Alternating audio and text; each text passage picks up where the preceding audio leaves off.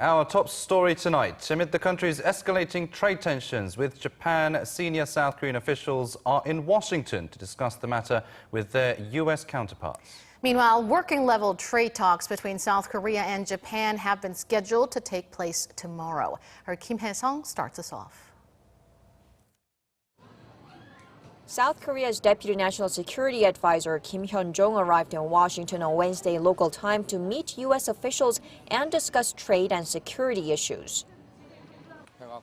I'm here as there are many issues to discuss with White House officials and lawmakers.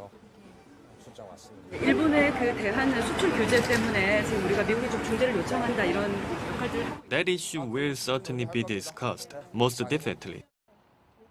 Kim's trip came a day after South Korean President Moon Jae-in urged Japan to refrain from leading the situation to a dead end and respond to Seoul's efforts to resolve the matter diplomatically.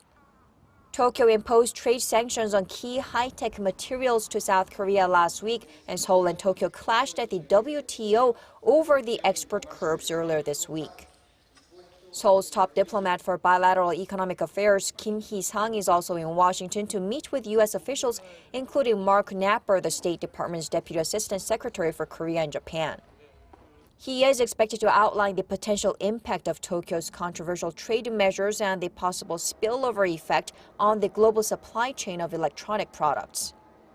South Korea's Trade Minister Yoo Myung-hee is also expected to meet with U.S. Trade Representative Robert Lighthizer next week.